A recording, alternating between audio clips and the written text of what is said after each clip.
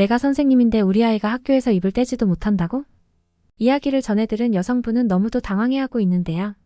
오늘은 덴마크에서 선생님이자 어머니이기도 한 여성분의 사연을 함께 나누고자 합니다. 자신의 아들이 학교 수업을 따라가지 못하고 친구들과도 잘 어울리지 못하는 문제에 직면하지만 한국에서 전학 온 아이가 덴마크 아이에게 수학을 가르쳐주기 시작한 것입니다. 이 사건은 어머니에게 큰 깨달음을 주어 그녀는 한국의 교육 시스템과 학구열을 깊이 연구하게 되고 한국으로 여행까지 떠나게 됩니다. 이제 이 놀라운 사연을 자세히 들여다보겠습니다. 공부를 강요하는 것은 좋지 않지만 학교 공부를 어느 정도 이해하고 있는지 체크해 볼 필요가 있지 않을까? 이게 웬날 벼락 같은 소리인지 이해가 가지 않았죠. 우리 아들이 학교 공부를 이해하지 못해 수업에서 입을 한 번도 떼질 못했다고요. 덴마크의 수학 수업은 선생님 강의 후에 아이들이 활동하고 토론을 하며 진행하는데요. 바로 그 토론에서 우리 아이가 입을 꾹 다물고 어두운 얼굴로 앉아 있었다는 것입니다. 그리고 제 동료의 말로는 이후로도 계속 어두운 얼굴이었고 학교에서 말수도 없었다며 학교에서 아이들과 제대로 어울리지도 못했다고 하더라고요. 토론 수업에서 자신감이 사라진 게 친구들과의 교우관계에도 영향을 미친 것 같다는 동료의 말에 저는 가슴이 찢어지는 것 같았습니다.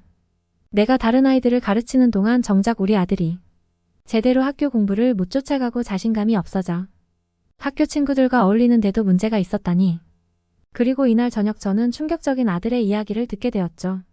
학교에서 배우는 내용들 중 수학이 이해가 제대로 안 되는 날이 많아. 학교 수업이 끝나고 나면 선생님께 질문을 해서 더 배우고 오는 날도 있는데 이해가 갈 듯 말 듯 너무 어렵다고요. 그리고 토론 시간에 괜히 틀린 답을 이야기했다가 친구들이 비웃을까 봐 말도 잘 못하겠고 아이들이 은근 자기를 무시하는 느낌이 들기 시작하면서 아이들과 잘 어울리지도 못하겠다고요. 이날 밤 제가 얼마나 많이 울었는지 모릅니다.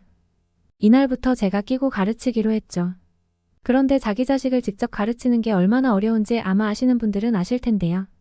저도 모르게 목소리가 높아지는 날이 잦아지며 끈끈했던 우리 모자 사이에도 금이 가기 시작했습니다. 그렇다고 공부가 해결이 되었느냐 하면 그것도 아니고요.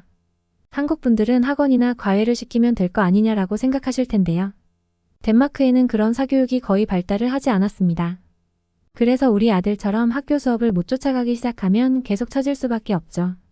아들은 점점 공부에 대한 흥미를 잃고 무기력해져 갔습니다. 제일 큰 문제는 등교 거부였습니다. 학교에 가기 싫다며 난리를 치는데 명색이 교사인 제가 얼마나 진땀을 뺐는지 몰라요. 그런데 어느 날부터 막내 아들이 조금씩 변하기 시작했습니다. 아들의 눈에도 다시 총기가 좀 돌아오는 것 같았어요. 제게 뭔가 비밀이 있는 것도 같은데 말은 안 해주더군요. 무엇보다 신기했던 건 어느 순간부터 제 가르침에 곧잘 대답을 하곤 했습니다. 나빠지는 건 아닌 것 같은데 제게 뭔가 비밀이 생긴 느낌이라. 궁금했던 저는 아들 교실로 찾아갔다가 놀라운 광경을 목격하고 의문이 모두 풀렸습니다. 얼마 전 우리 학교로 전학을 왔던 한국 아이 지석이가 우리 아들에게 수학을 가르쳐주고 있는 것이 아니겠어요? 지석이가 영어로 유창하게 수학을 설명해주면 우리 아이는 끄덕끄덕하며 설명을 열심히 듣고 있었죠. 그리고 우리 아이가 수학 문제를 잘 풀어내면 지석이는 박수를 치며 응원을 해주고 있었습니다. 충격적이었습니다. 아이 담임 선생님도 또 초등학교 선생님인 저도 해결해내지 못한 우리 아이의 문제를 또래 아이가 해결해주다니요. 심지어 지석이는 전학 온 지 얼마 되지 않아 덴마크어가 서툴러 영어로 설명을 해주는데도요. 그리고 또래 아이를 가르쳐주고 있는 잘난 척을 충분히 할 수 있는 상황인데 너무나 예의 바르고 친절한 모습 또한 충격적이었습니다. 가만히 있을 수 없었습니다. 지석이 부모님과 친분이 있는 학부모님께 부탁해 지석이 부모님을 찾아갔죠. 대체 아이를 어떻게 길렀기에 저렇게 타국에 와서 다른 나라 언어로 공부를 가르치고 이해를 시킬 정도일까요? 지석의 부모님을 만나고 저는 엄청난 쇼크를 받았는데요. 너무나 겸손한 태도로 한국에서 우리 아이는 평균적인 아이였다며 그렇게 탁월하지는 않은데 제 아들이 착해서 지석이 설명을 잘 들어준 것 같다나요? 안 그래도 너무 낯선 나라로 와서 걱정했는데 친구가 생겼고 그 친구에게 도움을 줄 수 있어서 지석이가 좋아했다고 하더군요. 한국에서는 이게 평균이라고 속으로 겸손한 척해서 자기 아이가 공부를 잘하는 비결을 알려주기 싫은가 보다라는 생각이 들었습니다. 좀 더 캐물었는데 한국에서는 다른 한국 아이들처럼 영어와 수학학원을 다니며 도움을 받았지만 덴마크에는 사교육이 없어 집에서 그냥 혼자 공부한다고 한다는 이야기만 해주더군요. 믿을 수가 없었습니다. 저렇게 똑똑하고 반짝반짝한 아이가 한국에서는 평균적인 수준이라니요. 지석이 부모님을 만나고 돌아온 뒤 저는 인터넷을 통해 한국의 교육 방식과 학구열에 대해서 미친 듯이 검색을 하기 시작했습니다. 몇몇 다큐멘터리 그리고 실제 한국에서 공부를 하고 있는 외국인 학생들의 영상들을 보며 열심히 알아보았죠. 제가 찾아본 바로는 한국은 문맹률이 1%도 안 되는 엄청난 수준의 나라라고 했습니다. 놀라운 건 일제강점기를 겪었기 때문에 광복 직후에 문맹률은 78%에 달했는데 3년 만에 문맹률을 41%로 떨어뜨렸다고 하더라고요. 그리고 6.25 전쟁을 겪었지만 문맹률은 계속 떨어져서 1958년에는 문맹률이 4.1%까지 낮아졌다고 했습니다. 기본적으로 한국 사람들 머리가 좋은가 하는 생각이 들더라고요. 학구열이 전 세계 1등인 나라라고 해도 어떻게 저렇게 빠르게 문맹률이 낮아질 수가 있었을까요? 또 OECD 국가 중 한국의 기초 수학 능력이 최고 수준이라는 세계적인 수학자 김민영 교수의 인터뷰도 인상 깊었습니다. 제가 볼 때는 지석이가 너무나 반짝반짝하고 똑똑한 아이인데 지석이 어머니가 그렇게 겸손하게 표현한 이유가 여기에 있었구나 싶었죠. 이제 결단을 내려야 할 때였습니다. 아들이 언제까지고 지석이의 도움을 받을 수도 없는 노릇이고 또 지석이와 계속 같은 반 같은 학교일 수도 없는 노릇이고요. 방학 때 한국에 가서 잠시만이라도 한국식으로 교육을 받는다면 어느 정도 우리 아이가 자신감을 회복하고 덴마크에 돌아왔을 때 앞서 나갈 수 있지 않을까 하는 생각이 들었습니다. 마침 지석이네도 방학에 한국에 간다고 해서 출입국 날을 맞춰 함께 한국을 가기로 했죠. 지석이의 등장 전까지 한국에 대해서는 전혀 관심도 없고 중국 밑에 작은 나라 정도로 알고 있었기에 한국에 대한 정보가 잘 없어 지석이네가 같이 동행한다는 사실이 든든했습니다. 지석이 어머니의 도움으로 방학 때 일단 강남에 한국학원을 등록했고 숙소도 잡았죠. 인천공항에서 강남으로 오는 동안 제가 제일 많이 본 것은 끝이 보이지 않을 만큼 높은 고층 빌딩과 탁 트인 도로, 그리고 깔끔한 도시의 모습이었습니다. 한국까지 왔는데 관광을 잠시라도 해야 하지 않겠냐며 방문했던 강남역은 머리가 팽팽 돌 정도로 화려하고 에너지가 넘치는 곳이었죠. 제가 살고 있는 코펜하겐은 이 정도로 많은 사람을 보기 어렵거든요. 기분이 들뜨려고 했지만 얼마 없는 방학을 이용해서 우리 아들의 학습 문제를 해결하기 위해 온 것이니 마음을 다잡고 대치동으로 건너왔습니다. 빽빽하게 늘어선 건물들은 전부 학원들이고 학생들이 학교가 끝나면 이런 학원들로 와서 추가로 공부를 한다는데 밤 10시까지 공부를 한다고 하더라고요. 늦은 시간까지 환하게 불이 밝혀진 학원들을 보며 입이 떡 벌어졌습니다.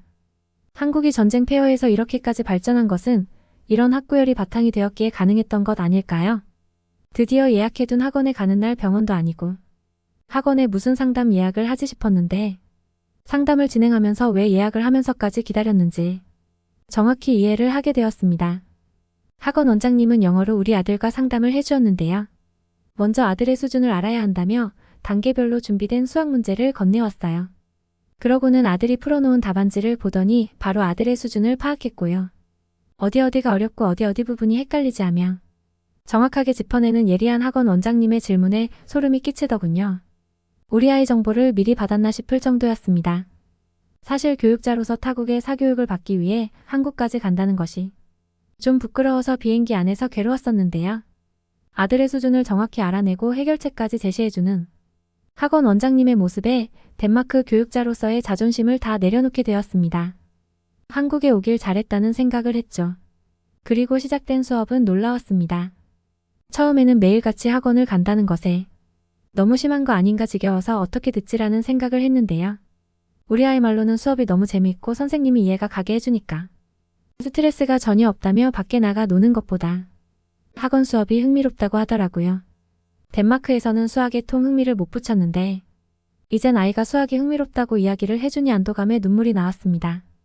그리고 조금씩 부족한 부분들을 메워가며 공부를 하는 과정에서 성취감을 느끼는 아이의 모습이 기특했고요. 한국에 온 보람이 있구나 했죠.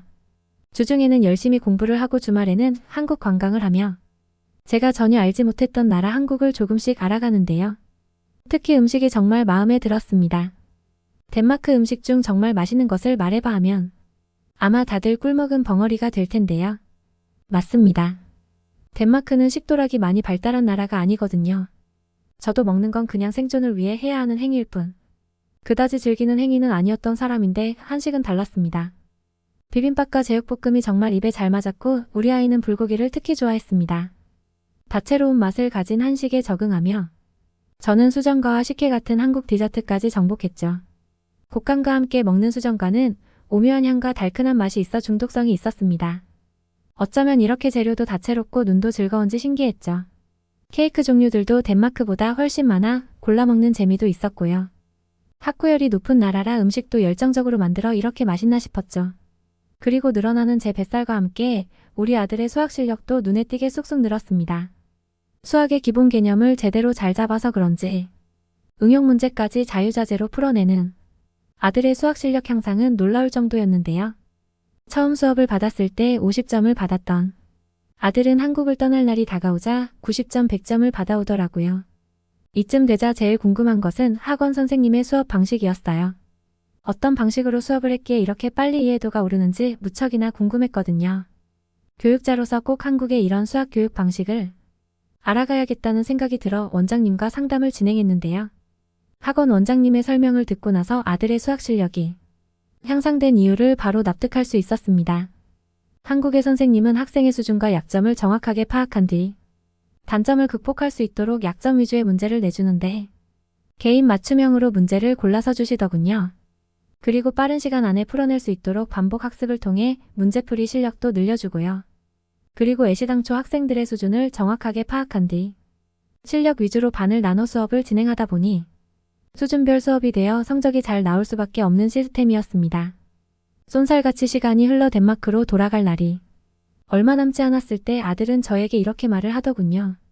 공부를 열심히 해서 자기는 대학을 한국으로 오고 싶다고요.